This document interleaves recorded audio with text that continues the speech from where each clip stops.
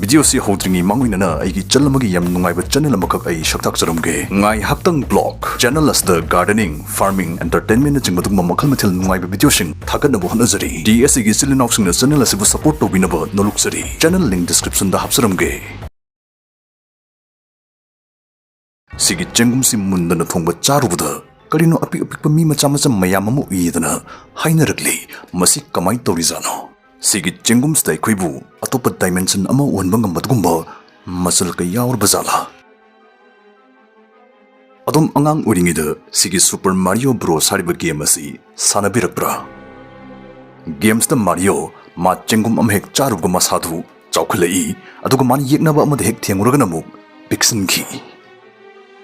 Miyamna haina kiblai medudi Super Mario Bros na sigi chawkhat pi pixin bi tawbagi mechanics ase bolit hariba chengum makhalas dagi lawbani haina Thothot lawba manam siyam nungsiba sigi chengum makhalasi yam hawba chengum makhala moina maruina Finland Scandinavia amadi China gi mafam kharada yam pamna chanari Adubu hugi mayai susienbana sigi chengumsi yam munna thongaga chadragadi berasu kagale OV5V kok ngawbi Kwai maruina yam top makalgi hallucination haigadra katai dino mi macha macha pik apik mayam thuraktuna mangda jagoi sajilakpa kuichin chenbasi masi hekta tawi hairi Sigi mi macha singsi centimeter kunthra rom tamak wangi adubu mokhogi masak mongdi aikoi taibang mioibaga adum yam thina manai hairi Mi macha singsi ui hariba singsisu ayambana gyan mangdaba conscious oiba mioi ngaktane Matang stay queen and quite the hinang ngai uribudi chemical compound mana equate seranana one tanba hallucination thon masi masimi amaga maga khudok managande kenagali adubu mundana thongba sigi Chengumsi Charubde thorpe hallucination asdi masimi ayam da loina chap manana thoi madudi moina mi macha macha sing uiyadana loina hairi Hello friends, hosikansi hingbre expenses yam changnare aduna extra stable oiba sel lakpham amagi darkar yam oinare maramsna mi lak na mayimda phamna sel tan seasonary budumba platform ama haizramge maduri quite trusted oiba sports book 1x bet ni masi mana chaw na piba pyaw chu tuba risk late be bet to yabi damang masak na riba platform ni 2024 is the big bass league test match amadi one day na chingba cricket matches kaya ama lakadori masi khudimuk sedum na 1x bet gi live yingba yagani results ying yagani score bhavna sara sina thoini haibudu da bet to Yani asumna makal mathil mana kya ma tanba yagani sida sandong phungninga yam oiba grass na singba game su yauribani wa amana promo code seasonary registration tawra lora matung 43000 fau bonus oina phungba yabagi khudong chaba piri link amadi promo code pin comment gi phungbigani apam sing download to view Theory mana hairi madudi sigi mi macha sing asi masita sing atopa dimension amada leiba miyoising oigani haina Bolit Chengumda aikhoina khangba ngamdaba dugumba top machang machalama yawdagi uba ngamakporamba yaidana theories na hairi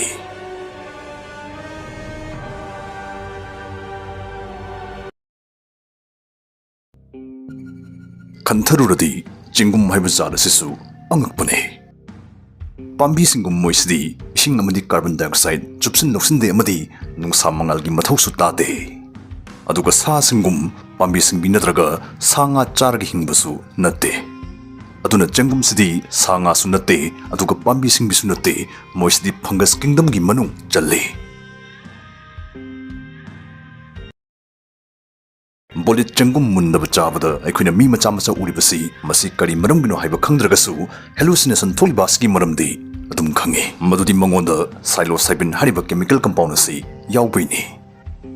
Hakchang sigi compound si changsilakpa matamda hydrolysis ki maramna masi psilocin da muk kaithari aduga psilocin sidi aikhoigi brain da yawba neurotransmitter maga masak mong yam manai manman basna maramuraga psilocin si masi serotonin khakka punsin nagadaba serotonin receptor singa sudum punsin nakhi asumna punsin nakhi basda chang yam khragadi hallucination thoraknabagi maramadu oirakpani khudam oina hairabada Manam nambaga marilinaba singligi selamaga aikoi minna unabaga marilinaba singligi selamaga punsina kibataragadi miduna karinum manam namba khudingi mamitta machu ama adum urakani Makol tanaba selamaga aikoi sokpa thingba phaunaba selamaga punsina khragana makol amhe tabaga miduna mai masada solak thinga aboi adai hakacharak poetum phorukpasi oithokani bullet chengum chabada hallucination tholiba asigi masigi oiramba yaba maramdi aikoi khangminare adubu hallucination si masi chap chap manaba mongda tholibasi kari maramgino haibadi aikoina khangba ngamdri scientist kharana moi masagi oiba waklon asumna phongdui madudi sigi chengumsi chabadu ui hariba mi majasing asi atopa taibang natraga dimension namada tasengna leiba miyoising oiramba yai haina Chengumsi Charubada thokpa aikoina khangba ngamdriba maram amadagi makoisi uba ngamhalakpa oiramba yaidana phongdokli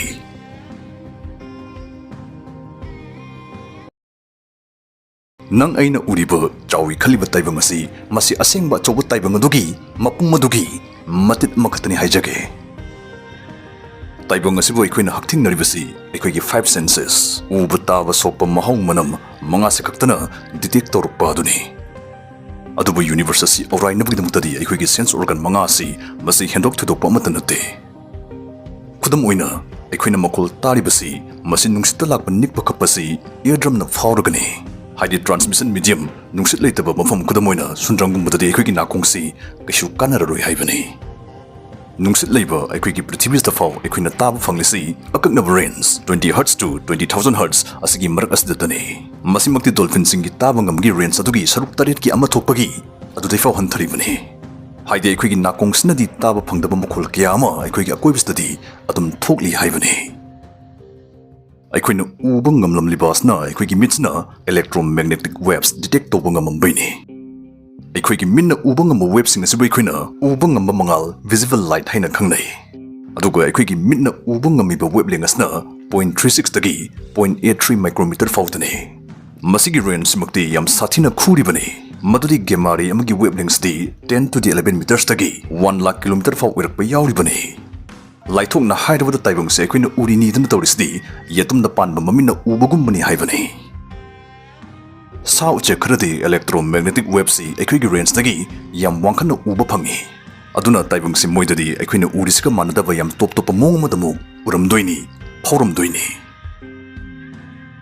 wavelength khudingwaki electromagnetic waves ubangama makhalgi khulai ma aikoina puthok ledana sukhalasi sigi matamsta faw aikoina uba phangdoisi university subnai 5% lom tamakni maramdi karigi maramdi lemhoriba 95% asti aikoina dark matter or dark energy haina khangnaba sakhangdaba sakudaba masaksing oidoini moisdi mangalsu puthokte chupsu chupsinde thaksu thaktokte electromagnetic interaction su sungde laithokna harbada moisdi aikoigi sigi mangasna detect tobunga moi ngamde haibani sengna harbada hujik sodongi hakchangda dark matter chapun chapuna adum soluk thengamba yai aikoina moibu uba phawba ngamdaba aduna khangdabani aikoigi taibong palsi sagatliba machak 95% di aikoina uba taba fawba ngamdaba haibasi masi yam kiningai oina ngakningai ni angakpuna thalaba universes da aikoina uba taba fawba ngamdaba masak singsna saba thawai panba jiba singsu leramba yai haibasi masi yam chawna oithoi mundaba bullet chengum chabadu uri haribu ngasagi mi macha singaduna kamdoba aikoina uba phangdaba oirangani makhoi sodum leramba oithokani thajai Chengumsi Charubada singli naurigi circuitry hena khengat halaktuna hana uba phawba ngamamdaba ukhat phawgalakpa ramsu yaidana hiramsigi thizloi singna hairi